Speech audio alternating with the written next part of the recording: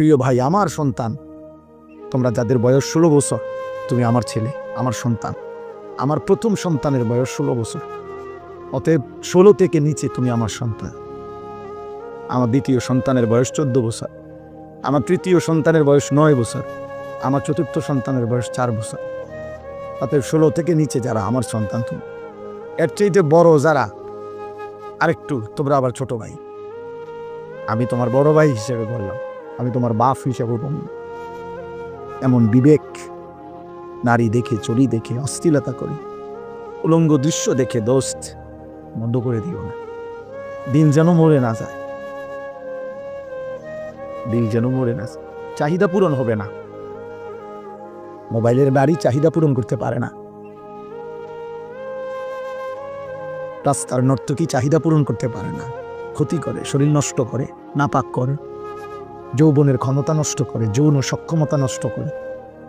হারাম বীর্যপাতে আমি স্পষ্ট বলি, আমার যুবক, আমার সন্তান, হারাম বীর্যপাতে মানুষের নিয়ন্ত্রণ থাকে না।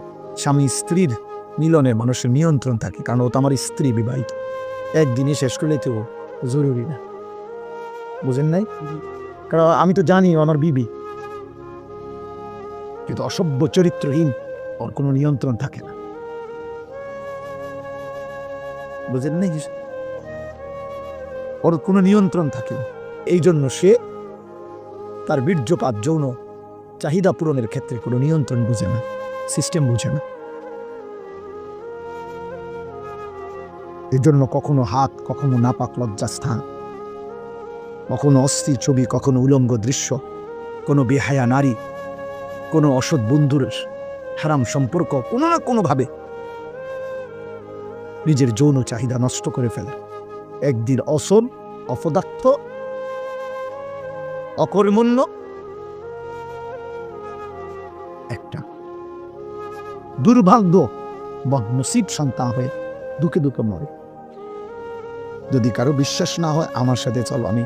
আমার কাছে অনেক ছেলের হোয়াটসঅ্যাপে ভয়েস রেকর্ড আছে, অনেক যুবকের সাথে আমার কথা আছে, সম্পর্ক আছে। তোমার কাছে জীবনও কইতো না, ও যে হাফ প্যান্ট তোমাদের গুনাওয়ারে শেষ করে দিয়েছে। উলঙ্গ ছবি দেখতে দেখতে, নর্তকী দেখতে দেখতে, হারাম দৃশ্য দেখতে দেখতে, বাহ্যিকভাবে দেখতে তো মনে হয় চুল আশ্রাইছে, প্যান্ট ফিনছে, পাউডার লাগাইছে, কথাবার্তা কইতেছে, হাসতেছে, কিন্তু শারীরিক সক্ষমতা নাই, অচল হয়ে গেছে, অপদার্থ হয়ে গেছে। দুঃখে দুঃখে মরবে, দুঃখে দুঃখে মরছে। আল্লাহর কসম, রব্বে কাবার কসম করে বলবো, আমি তোমার বাপ, তুমি আমার সন্তান হয় বল। তোমরা বেনামাজি ছেলে এবং মোবাইলে আসক্ত ছেলে, যারা নিয়মিত মোবাইল, বড় মোবাইল ব্যবহার করো, তোমরা এখন দাঁড়াও। আমি একজন ডাক্তার আনি, একজন ইনসাফগার, বিবেক সম্পন্ন একজন ডাক্তার এসে বলুক যে 16 বছরের ছেলের চেহারা এত সাফা ভিতরে থাকার কথা নেই। 18 বছরের কোনো ছেলের চেহারা এত শুকনা, এত দুর্বল হওয়ার কথা না। বুঝেন না? এমনি কথাটা চলেন আমি দেখাই, তোমরা দাঁড়াও। আলহামদুলিল্লাহ, আমি আমার বিষয়ের উপরে সারাদিন রাত কাজ করি। এই কিশোর নওজোয়ান মিয়া আমার দিবা নিশির মেহনত, শুধু ওয়াজ করি এটা না, দিবা নিশি মেহনত করুন, ফিকির করুন আর কি করা যায়। এই জন্য তুমি বলো, চলো আমরা দেখাই। গুনার থেকে পবিত্র, মোবাইলে আসক্ত না, নারী দেখে না, ছবি দেখে না, উলঙ্গ দৃশ্য দেখে না, 5 ওয়াক্ত নামাজ পড়ে, আল্লাহর কসম। চলো আমরা এমন 100 যুবক, এমন 100 কিশোর, তাকেও এক পাশে দাঁড় করাই, তোমারও এক পাশে দাঁড় করাই। এরকম 100 দুই দিকে একজন ডাক্তার এসে চিকিৎসা করে দেখুক, উনি বলুক, উনি বলে দিব। ওয়েট, প্রত্যেক ডাক্তার মাফে না, ডাক্তাররা বয়স জিগা, ডাক্তাররা ওয়েট মাফে, ওজন কত বলে। চলো, অনেক শিশু বিশেষজ্ঞ ডাক্তারের প্রেসক্রিপশনের পিছনে লেখা আছে কত মাসে কতটুকু ওজন থাকা উচিত, এখান দিয়ে লেখা থাকে বয়সের হারে ওজন কি, নাহলে ওজন মাফে কেন? অধিকাংশ ডাক্তারদের চেম্বারে ঢুকলেই কি আছে, ওয়েট মাফার কি আছে, মেশিন আছে। কেন? কি করতেছো বাপ? কি করছো? দাঁড়াও, তাহলে আমরা দাঁড় করাই তোমাদের। তোমাদের বাবারা তোমাদেরকে দেখুক, তোমাদের সমাজ তোমাদেরকে দেখুক যে গুনাহ তোমাদের চেহারা কি কালো বানাইছে।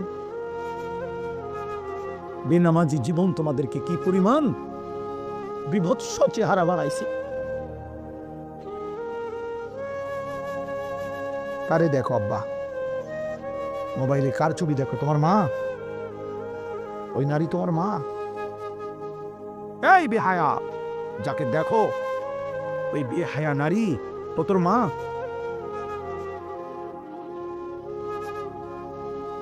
একটা অসভ্য যুবক কল্পনা করে না ফরমান, তোর মাকে যদি কেউ এমন দেখে,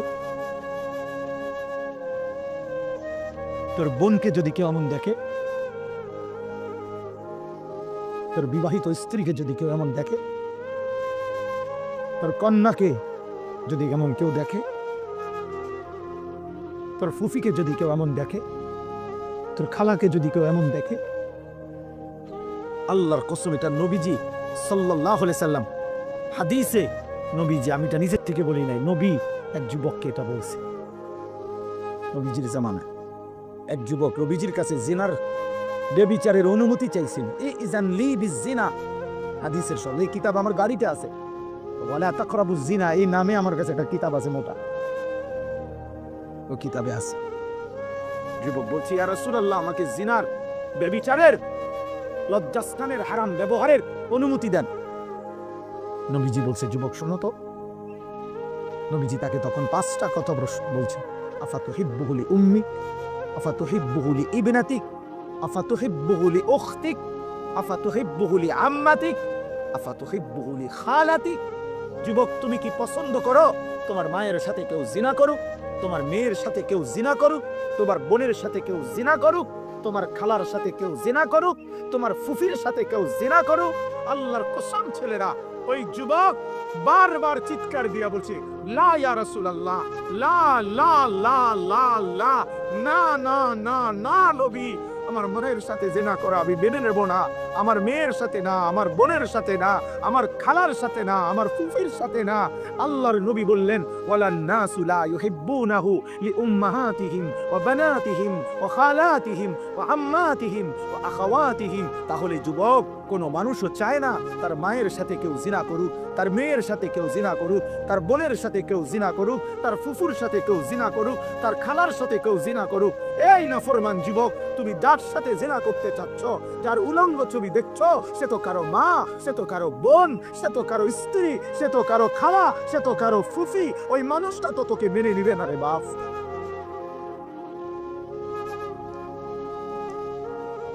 কার মা দেখোস?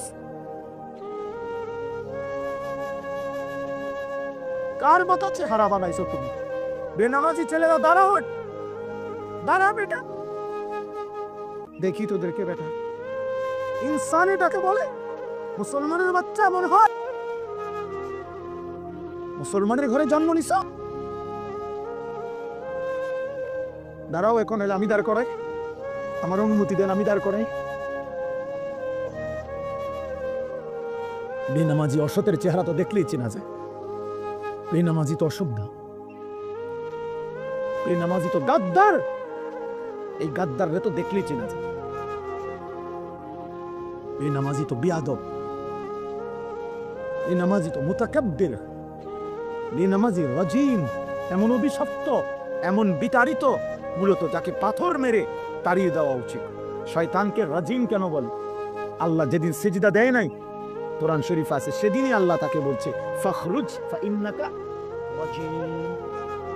আল্লাহ বলছে, ইবলিস সিজদা দিলি না, বেরো, বেরো, আজকে থেকে তুই রাজিম। আউযু বিল্লাহি মিনাশ শাইতানির। এই যে এই রাজিম শয়তানকে বলা হয়েছে যেদিন সিজদা দেয় না।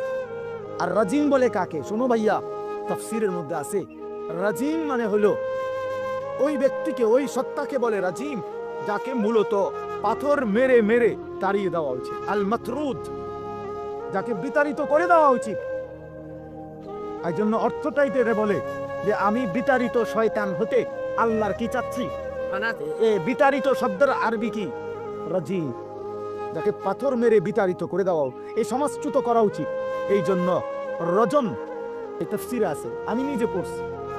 এই জন্য ইসলামী শরীয়তে কোন পুরুষ, বিবাহিত পুরুষ যদি স্ত্রীকে বাদ দিয়ে অন্য মহিলার সাথে জিনা করে, তার শাস্তি হলো রজম, পাথর মেরে হত্যা করা। কোন মহিলা যদি বিবাহিত, সে যদি নিজের স্বামী ব্যতীত অন্য কোনো পুরুষের সাথে জিনা করে, তার শাস্তি হলো তাকে পাথর মেরে মেরে হত্যা করা। এইটাকে বলে রজম। রজম এটাকে কি বলে? এইটা যে শব্দ রাজিম, ওই একই শব্দ। বুঝছেন আব্বা? এটা আল্লাহ পাক ওই দিন বলছে যেদিন সেজদা দেয়নি, যেদিন সে সেজদা দেয়নি, এদিন আল্লাহ তাকে বলছে ফাইন্নাকা রাজিম। এজন্য প্রত্যেক বছর এই সেজদাবিহীন নাফরমান শয়তান মুমিনের, ইমানদারের এত ঘৃণিত মুমিন প্রতি বছর 8 লাখ টাকা খরচ কইরা, 7 লাখ টাকা খরচ কইরা, জীবনের সম্পদ জমাইয়া, কলিজার সবটুকু ঘৃণা নিয়া হজ্জের সফরে টানা 3 দিন এই অভিশপ্ত শয়তানদের পাথর মারে। ওই যে রাজিম, যে ওদের মূলত কি রাজিম, যে এই জন্য পাথর মারে।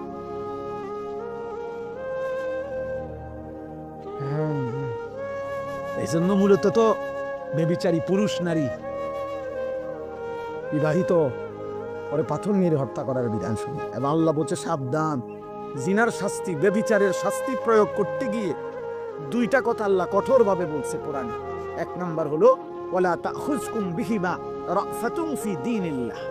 আল্লাহ বলছে সাবধান, বেবিচারের শাস্তি প্রয়োগ করতে গিয়ে তোমাদের কারো অন্তরে যেন কোনো দয়া, মায়া, অনুকম্পা না আসে। আহলাদ দেখাইও না, আহলাদ দেখাইও না। অসভ্য ফুতরে ঠিক করো আগে, এনে ফেক নাই দেখাইও। আল্লাহ নিজে বলছে আমি আরহামুর রাহিমিন, আমি বলছি শাস্তি দিতে। আমার নবী রাহমাতুল্লিল আলামিন, নবীজি রাহমাতুল্লিল আলামিন কিনা? কথা বলে না কেন?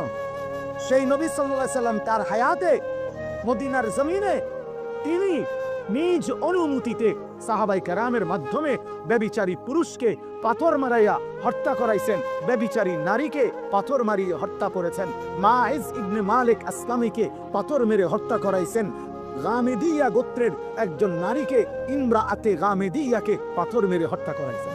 আবু বকর সিদ্দিক ওনার খেলাফত আমলে এই রজম, পাথর মারার শাস্তি কার্যকর করেছেন। ওমরে ফারুক কার্যকর করেছেন, ওসমানের জামানায় কার্যকর করেছেন, আলীর জামানায় আলী কার্যকর করেছেন। তুমি বুঝো আপনা? আজ যদি ইসলামী খেলাফত থাকতো, আর যদি আল্লাহর জমিনে কালেমার খেলাফত থাকতো, তো তুমি কোনো নারীর দিকে চোখ তুলবা, চোখ খুললা ফেলতো।